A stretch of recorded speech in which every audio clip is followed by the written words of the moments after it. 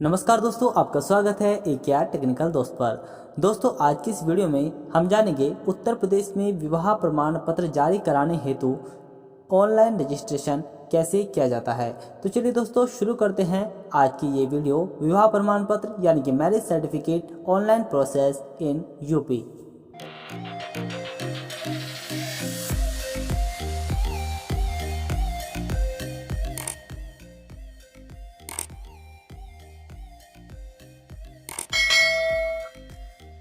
दोस्तों, हम आ चुके हैं कंप्यूटर की स्क्रीन पर और हम सर्च करते हैं IGRSUP।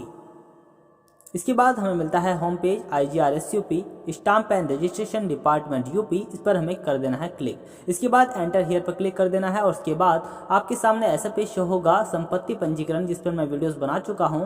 और यहीं पर आपको मिलेगा विवाह पंजीकरण का ऑप्शन। यहाँ पर आपको मिलता है आवेदन करे का लिंक और विवाह पंजीकरण सत्यापन का भी लिंक मिलता है। हमें करना है विवाह पंजीकरण, तो हम इस पर क्लिक कर देते हैं। जिसके बाद ऐसा पेज शो होगा, यहाँ पर लिखा रहेगा विवाह पंजीकरण और नवीन आवेदन पर पत्र भरें। विवाह प्रमाण पत्र हेतु ऑनलाइन आवेदन करने हेतु कुछ दिशा निर्देश नीचे दिए गए हैं, जिनको हमें जान लेना चाहिए। यहाँ पर लिखा है कि जो फॉर्म है वो हिंदी एवं अंग्रेजी दोनों भाषाओं में भरा जाना अनिवार्य है।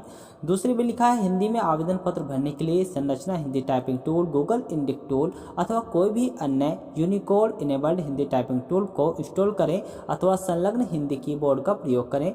आवेदन पत्र भरने से पूर्व निम्न तैयारी अवश्य कर लें। नवीन छायाचित्र 40 किलोबाइट से कम साइज का JPG फॉर्मेट में होना चाहिए। पहचान प्रमाण पत्र, आयु प्रमाण पत्र एवं निवास प्रमाण पत्र का PDF फॉर्मेट 70 किलोबाइट का होना चाहिए। कृपया निवास के पते में वही पता भरें जिसका प्रमाण पत्र अपलोड कर रहे हैं। छायाचित्र, पहचान पत्र, आयु प्रमाण पत्र, निवास प्रमाण पत्र को अपलोड किया जाना आवश्यक है। 2 साक्ष्यों के पहचान प्रमाण पत्र, आयु प्रमाण पत्र, निवास प्रमाण पत्र को भी अपलोड किया जाना आवश्यक है। मोहल्ला ग्राम के विकल्प में अपने मोहल्ले ग्राम का नाम स्पष्ट रूप से भरें। वर एवं वधू को शपथ पत्र भी अपलोड करना है। शपथ पत्र के प्रारूप का लिंक नीचे दिया गया है। पूर्ण विवरण भरने के पश्चात कृपया पूर्वावलोकन में भरे हुए प्रपत्र को पूर्ण रूप से भलीभांति जांच लें। यदि किसी भी प्रकार की त्रुटि हो तो संबंधित विकल्प पर जाकर सही करें एवं एक बार पुनः पूर्वावलोकन के पूर्ण विवरण को जांचकर पूर्ण सुरक्षित करें। आवेदन प्रपत्र को पूर्ण सुरक्षित करने के उपरांत आवेदन पत्र संख्या एवं पासवर्ड उपलब्ध होगा। कृपया आवेदन संख्या पासवर्ड को सुरक्षित रखें। प्रपत्र को पूर्ण सुरक्षित करने के पश्चात पंजीकरण शुल्क का ऑनलाइन भुगतान हेतु संबंधित विकल्प का चयन करें। भुगतान के पश्चात भुगतान पावती का प्रिंट आउट लेकर सुरक्षित रखें। आवेदन पत्र भरने के पश्चात अपने सभी मूल प्रमाण पत्रों के साथ किसी भी कार्य दिवस में आवेदन की तिथि से 30 दिन के भीतर चयनित कार्यालय में जाकर विवाह पंजीकरण करा सकते हैं। यहाँ पर शपथ पत्र के प्रारूप हेतु लिंक दिया गया है, जिस पर आपको क्लिक करना है। जिसके बाद आपके सामने एक PDF शो होती है जिसमें शपथ पत्र का प्रारूप होता है। इस प्रारूप के आधार पर आपको वर एवं वधू के 2 शपथ पत्र तैयार करा लेने हैं तथा यहाँ पर यह भी लिखा है शपथ पत्र को नोटरी द्वारा प्रमाणित करने के बाद ही संलग्न अपलोड किया जाना है। सबसे अंत में एक सूचना मिलती है, समस्त संलग्न अपलोड किए गए प्रमाण पत्र व शपथ पत्र त्रुटिपूर्ण पाए जाने पर विवाह पंजीकरण प्रमाण पत्र निरस्त किया जा सकता है। दोस्तों, सभी आवश्यक बातें हम जान चुके हैं विवाह पंजीकरण ऑनलाइन करने हेतु। तो चलिए दोस्तों, अब हम ऑनलाइन आवेदन करते हैं, जिसके लिए हम नवीन आवेदन पर पत्र भरें वाले बटन पर क्लिक करते हैं। जिसके बाद आपके सामने मैरिज रजिस्ट्रेशन का ऑनलाइन फॉर्म ओपन हो जाता है, जहां पर सबसे पहले आपको पति का विवरण डालना है। सबसे पहले यहाँ पर लिखा है पति का विवरण और उसमें लिखा है सबसे पहला कॉलम है नाम का। यहाँ पर आपको पति का नाम लिखना है जो कि हिंदी में लिखा जाना है, जिसके लिए हमने संरचना हिंदी टाइपिंग टूल को यूज़ किया है। आप यहाँ पर गूगल इनपुट हिंदी टूल का भी यूज़ कर सकते हैं या जो संलग्न कीबोर्ड है उसका भी यूज कर सकते हैं। हिंदी वाले कॉलम में हिंदी में नाम लिखने के बाद अंग्रेजी वाले कॉलम में अंग्रेजी में नाम लिख देना है। उसके बाद पति की माता का नाम क्या है वह यहाँ पर डालना है और वही नाम यहाँ पर इंग्लिश में डालना है। उसके बाद उसके पिता का नाम क्या है वह इस कॉलम में डालना है और इसमें इंग्लिश में डालना है। यदि किसी व्यक्ति के माता पिता दोनों में से कोई ज्ञात नहीं है तो उसके संरक्षक का विवरण यहाँ पर डाला जाता है, जिसके लिए आपको इस पर क्लिक करना होता है और उसके बाद संरक्षकों का विवरण फिल करना होता है। आगे चलते हैं, यहाँ पर लिखा है विवाह के समय प्रास्थिति, जिस पर हम चयन करें पर क्लिक करते हैं। यहाँ पर लिखा अविवाहित और एकल। जो ये पति है, हमने यहाँ पर राम कुमार नाम लिखा पति का, तो वह जब उसकी शादी हुई तब वह अविवाहित था या फिर एकल था। अविवाहित से मतलब है जिसकी कभी शादी हुई नहीं हुई है, जबकि एकल से मतलब है जिसकी शादी तो हुई है लेकिन किसी कारणवश उसकी पत्नी नहीं है, या तो उसकी पत्नी की मृत्यु हो चुकी है या फिर वो तलाकशुदा है या फिर किसी भी कारणवश उसकी पत्नी नहीं है, तो वह एकल कहलाएगा। यहाँ पर हमने राम कुमार को अविवाहित माना है। इसके बाद हमें यहाँ पर पति की जन्म तिथि लिखनी है, जिसके लिए हमें यहाँ पर कैलेंडर मिलता है। इस कैलेंडर के माध्यम से हमें जन्म तिथि फिल कर देनी है। जिसके बाद आयु अपने आप यहाँ पर आ जाती है। ईमेल एड्रेस डालना चाहे तो डाल सकते हैं, वरना छोड़ सकते हैं। मोबाइल नंबर डालना जरूरी है।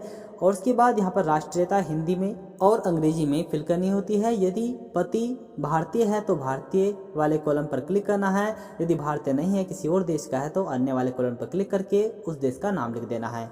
इसके बाद पति के निवास के पते को फिल करना है, जिसके लिए 3 ऑप्शन मिलते हैं। उत्तर प्रदेश में, उत्तर प्रदेश के बाहर या फिर देश के बाहर। यदि पति उत्तर प्रदेश का निवासी है तो पहले ऑप्शन को सिलेक्ट करना है।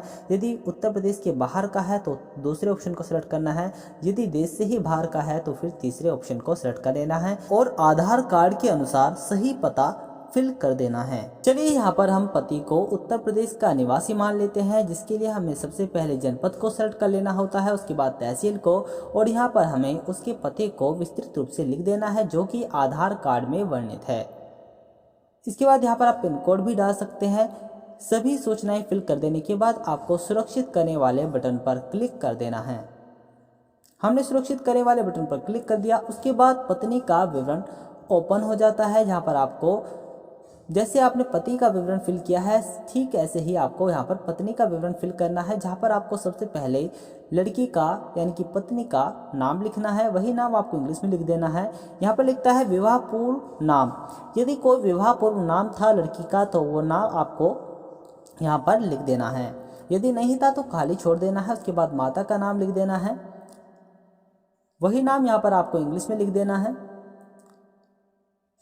उसके बाद यहाँ पर आपको लड़की के पिता का नाम लिख देना है। वही नाम यहाँ पर इंग्लिश में लिख देना है। यदि माता पिता नहीं हो तो फिर संरक्षक का विवरण फिल करना होता है, जिसके लिए आपको क्लिक करना होता है। विवाह के समय परिस्थिति कैसी थी, अविवाहित थी कि एकल थी, वही आपको सेलेक्ट करना है। उसके बाद जन्म तिथि क्या है इनकी, उसको सेलेक्ट कर लेना है इस कैलेंडर के माध्यम से। जन्म तिथि फिल करने के बाद आपको यहाँ पर एक मोबाइल नंबर फिल कर देना है लड़की का। उसके बाद लड़की की राष्ट्रीयता भारतीय है या फिर अन्य देश की है। उसके बाद निवास का पता ठीक वैसे ही उत्तर प्रदेश की है, उत्तर प्रदेश से बाहर की है या फिर किसी देश से ही बाहर की है, तो वो आपको यहाँ पर फिल कर देना है। सभी एंट्रीज फिल करने के बाद आपको सुरक्षित करने वाले बटन पर क्लिक करना होता है और यहाँ पर आपको विवाह स्थल और पंजीकरण कार्यालय का चयन करना होता है। विवाह स्थल यानी कि शादी कहाँ पर हुई है, जहाँ पर आपको 3 ऑप्शन मिलते हैं, उत्तर प्रदेश में, उत्तर प्रदेश से बाहर या फिर देश से ही बाहर। तो ठीक आपको जैसे आपने पते में फिल किया था ऐसे ही आपको यहाँ पर फिल करना है। तो चलिए हम विवाह स्थल को उत्तर प्रदेश में ही मान लेते हैं, जिसके लिए हम जनपद सेलेक्ट करते हैं, फिर तहसील सेलेक्ट करते हैं और फिर यहाँ पर विवाह स्थल का पता डाल देते हैं। उसके बाद यहाँ पर आपको विवाह की दिनांक डालनी है, किस तारीख को शादी हुई थी, जिसके लिए आपको यहाँ पर एक कैलेंडर मिलता है। इस कैलेंडर के माध्यम से आपको मैरिज की डेट डाल देनी है। इसके बाद आपको मिलता है विवाह पंजीकरण कार्यालय चयन का आधार सेलेक्ट करने के लिए ऑप्शन, जहाँ पर आपको 3 चीज़ मिलती है, पति का निवास, पत्नी का निवास या फिर विवाह स्थल। इनमें से आपको किसी एक को अपने अनुसार सेलेक्ट कर लेना है। उसके बाद यहाँ पर जनपद आ जाता है और यहाँ पर उप निबंधक कार्यालय को सिलेक्ट करना होता है, जहाँ पर आपको अपना विवाह पंजीकरण कराना है। सभी एंट्रीज फिल करने के बाद सुरक्षित करने वाले बटन पर क्लिक कर देना है, जिसके बाद आपके सामने आवेदन संख्या और पासवर्ड मिलता है। इस आवेदन संख्या एवं पासवर्ड को आपको सुरक्षित करके रख लेना है। इसके बाद छायाचित्र एवं प्रमाण पत्र अपलोड करने के लिए इस पर क्लिक करना है और यहाँ पर आपको सबसे पहले पति का छायाचित्र अपलोड करना है, जिसके लिए आपको चूज फाइल पर क्लिक करना है और जहाँ पर भी आपने 40 किलोबाइट में पति का फोटो डाल रखा है उसको यहाँ पर ओपन कर देना है। ओपन कर देने के बाद अगला विकल्प मिलता है पहचान पत्र साक्ष्य का, जिसमें आपको पासपोर्ट मिलता है, पैन कार्ड मिलता है, मतदाता पहचान पत्र, सरकार द्वारा निर्गत कोई अन्य अभिलेख या स्थायी ड्राइविंग लाइसेंस।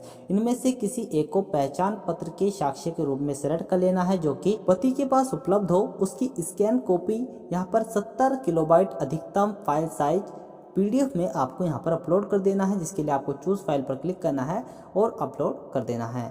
उसके बाद आपको यहाँ पर आधार कार्ड नंबर डालना है पति का, और उसके बाद आपको निवास के साक्ष्य हेतु कोई डॉक्यूमेंट अपलोड करना होता है, जिसके लिए आपको यहाँ पर क्लिक करना होता है। और यहाँ पर जो डॉक्यूमेंट्स दिए गए हैं इनमें से किसी एक डॉक्यूमेंट को आपको सेलेक्ट कर लेना है जो कि पति के पास उपलब्ध हो।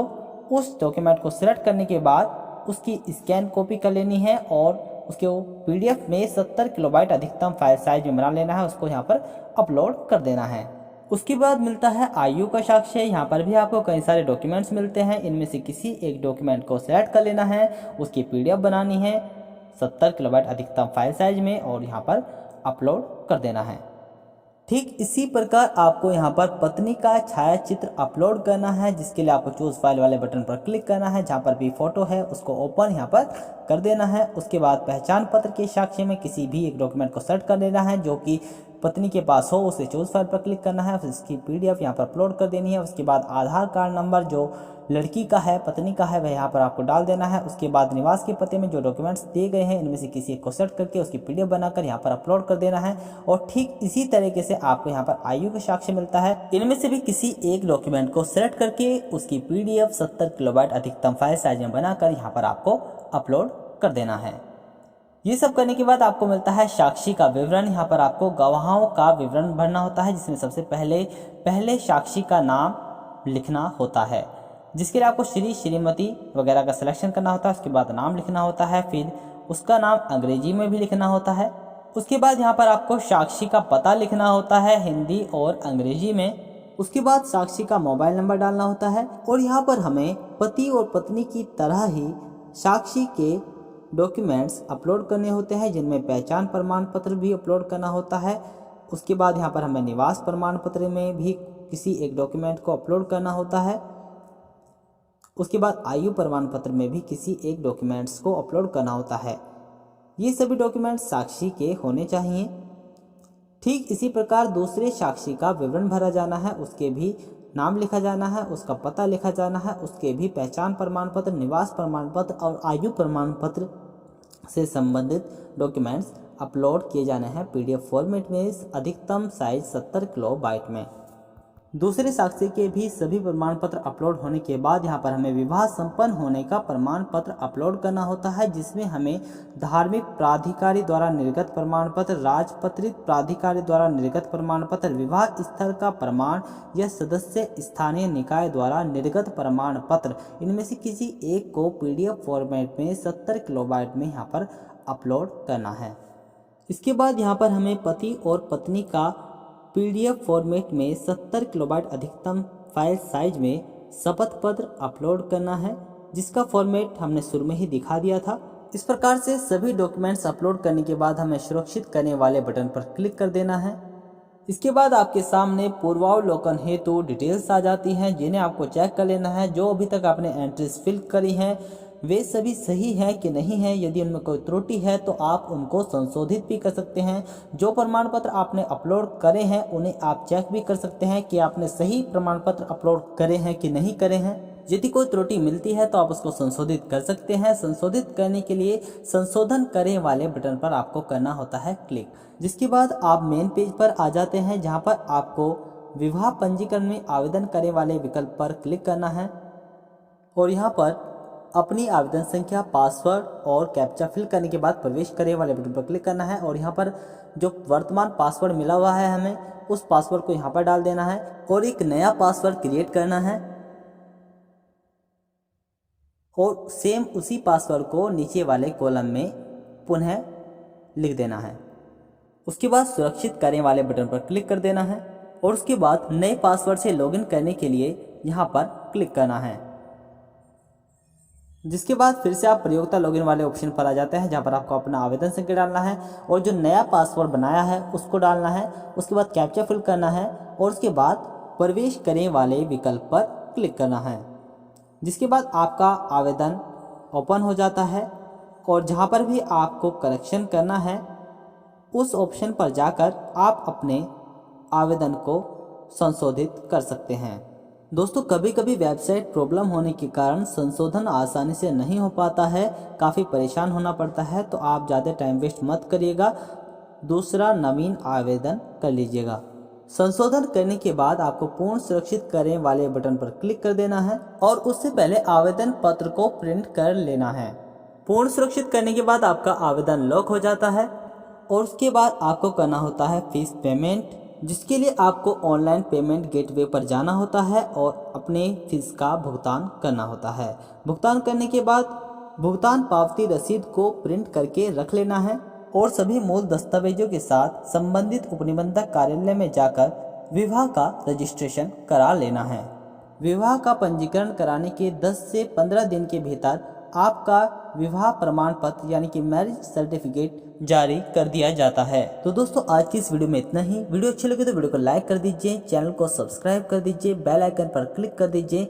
अच्छा तो दोस्तों फिर मिलते हैं किसी एक नई वीडियो के साथ, एक नई टेक्निकल अपडेट वीडियो के साथ। तब तक के लिए नमस्कार, जय हिंद, जय भारत।